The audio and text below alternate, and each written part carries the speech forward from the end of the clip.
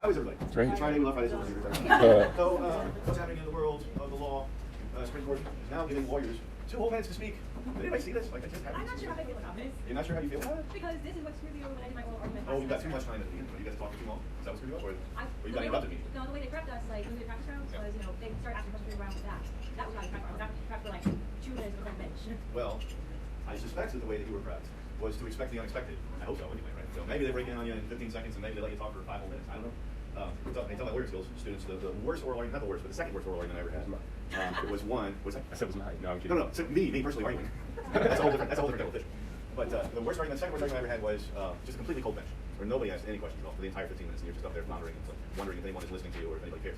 And in fact, it was totally cold for appellant's argument, appellee's argument, and rebuttal. So, anyway, this is good, I think, just because you know what to expect now. You know you're going to be able to at least get your first couple of points out in the open, and not get immediately torn into by justices that disagree.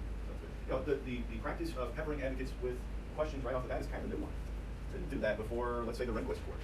That's a development that really happened while Chief Justice Rehnquist was the guy. So this is probably a step further. Anyway, back to proceeding civilly. Offers of judgment. So everybody read very meager reading this week, but I think it's an important bit that is often overlooked in civil procedure courses and in civil procedure in practice. Because the offer of judgment is a pretty cool thing that a defendant can use to get some leverage in some litigation that they maybe don't want to take to trial. So here's the scenario. You've gotten all the way through discovery. This is the way this usually happens. You've gotten all the way through discovery, and you're getting ready to go to trial, and you get your plaintiff's counsel, and you get in the mail this offer of judgment. Right? What is an offer of judgment? Who can bottom line, who understood the language in Rule 68, and can explain it to me in plain English? Part of the reason I read that Smith case is because it helps put it in perspective. The language in 68 itself is not super clear. Yes? I don't know if this is right, but it almost feels to me like they're wagering on what you're going to get at trial. And it's another way to say you don't get more than this and turn out on everything you have to pay. That is exactly it. Yeah, that is exactly it. So, defendant thinks, okay, you've gotten past summary judgment, and the motion to dismiss, and all the other dispositive motions and other devices that we can throw at you to short circuit your case. And despite our best efforts, we're still going to trial. But I still think that your case is a dog turd, that you're not going to get any money out of the jury. And so I'm going to tender an offer of judgment. I, defense counsel, tender to plaintiff's counsel a document that says, here's an offer of judgment. It basically says, you're right. We did the bad things that you say we did in your complaint. You get a judgment.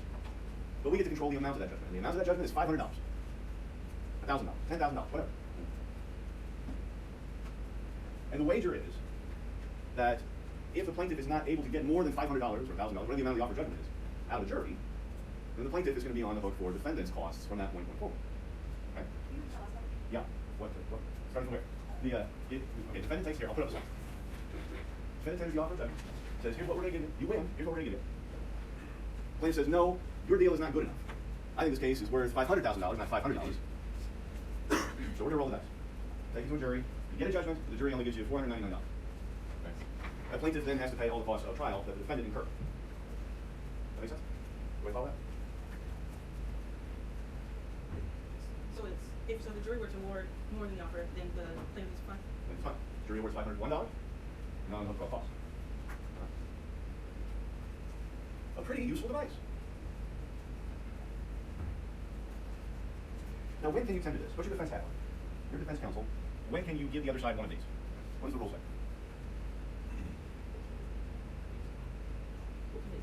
15 days before trial.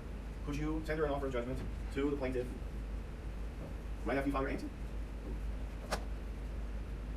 Yeah. Who says yes? Who says no? Okay. Who doesn't know? Because you didn't read the rule. Yeah, you can tender at any time. You can tender at any time. If early on in the litigation you think, oh, man, this case is a piece of crap, but who cares if our client has a judgment against them? They don't really care about that. You might. You might just care about the face value of having a judgment against your client. That's something to consider. But if you don't care about that, and you just want to buy down the financial risk to your client, you can tender this offer of judgment. I've had this done. I've seen it done. You can tender an offer of judgment first thing in the case. Say, all right, we'll give you $10,000. Before we do any discovery, before we do anything at all. Go ahead, what's your question? In our barbell case, could he directly get on the head? Like, Well, there's no, not before there's a case. Anytime in litigation. If there's no litigation, there's no way you can tender an offer of judgment. I don't think so. I don't know.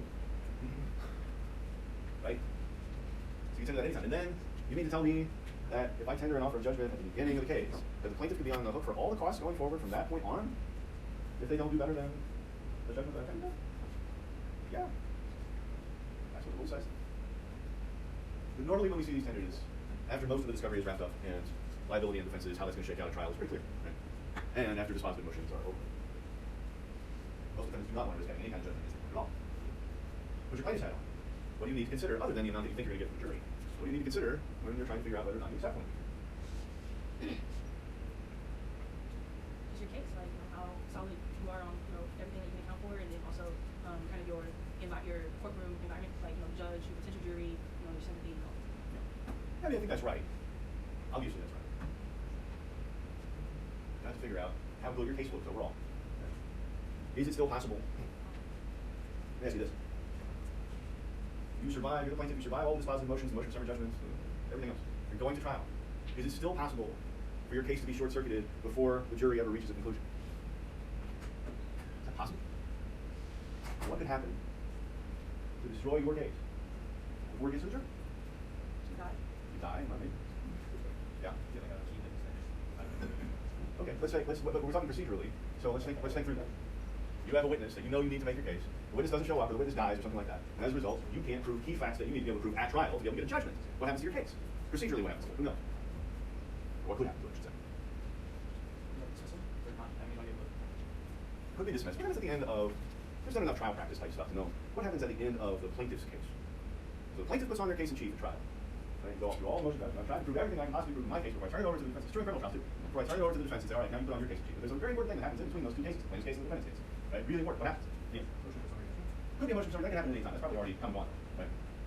Motion for summary judgment essentially says there's no genuine issue of material fact for a jury to decide at trial. Right? So this is slightly different from what I'm talking about. I was gonna say, but I don't know, it's the same thing, kind of like a judgment on the merits or something. Yeah, it's a whoever's doing the plaintiff thing or prosecuting at the end of the plaintiff's case in chief is going to make a motion for directed verdict. In other words, we've heard your case. The defendant is saying, okay, we've heard your case, the jury has heard your case, and no reasonable jury could ever render a judgment in your favor. Your case, as you presented it, is not what you said it was going to be when we were briefing this on summary judgment. No reasonable jury could agree with you, plaintiff. Do you think these motions get granted? Sure they do. Sure. Yeah. I can sense the difference between this and summary judgment, but I can't quite articulate it. Can you maybe?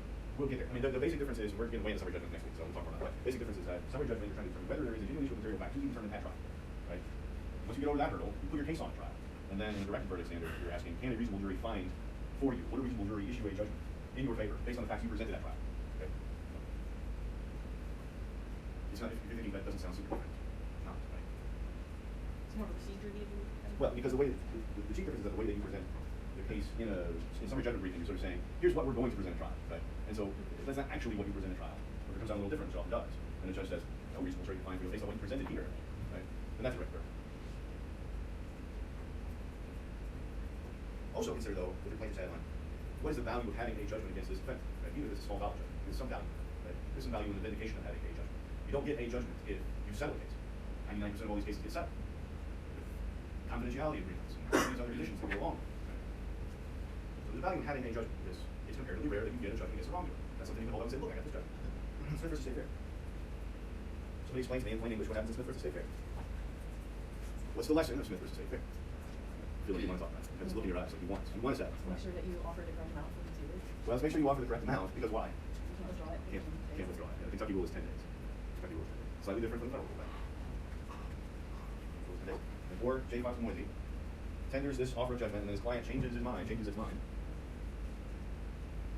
Says, no, actually, we can't afford to pay that judgment. Please withdraw it.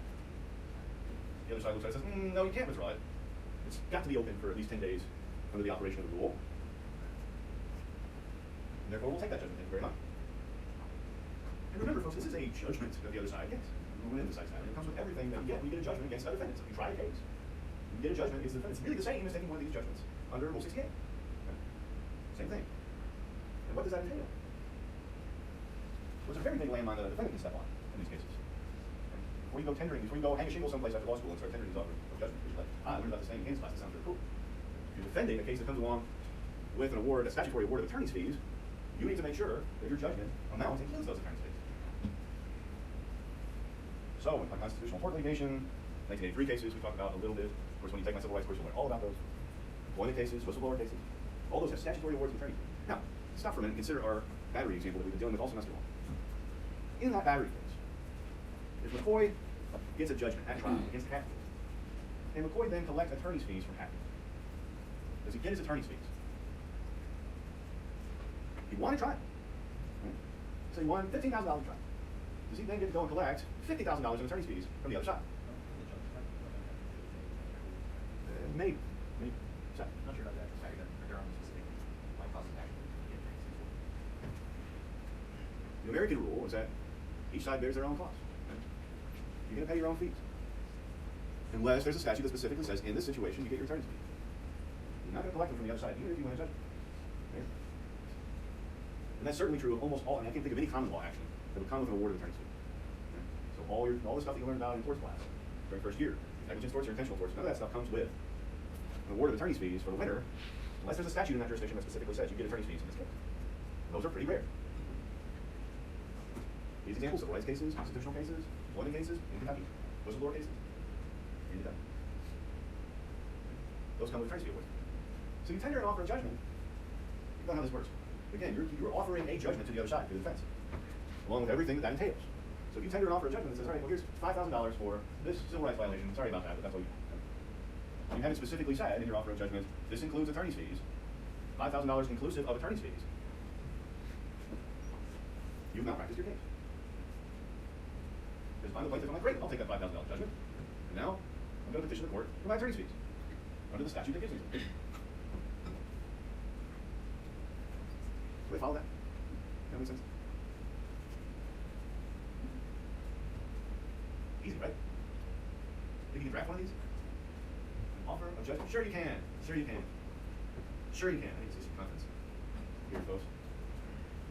Call upon your resources. Be the defendant. Draft an offer of judgment. You think you're going to entice the plaintiff to sell that case? Any good formatting on this? You don't have to notice it. It's not a notice motion order. It's not a motion at all. It's an offer to the other side. Okay? It's an offer to the other side. It's not a motion. So don't worry about any of that stuff when you're formatting. Title it offer of judgment. I know it's all good. Doesn't have to say that here. Yeah.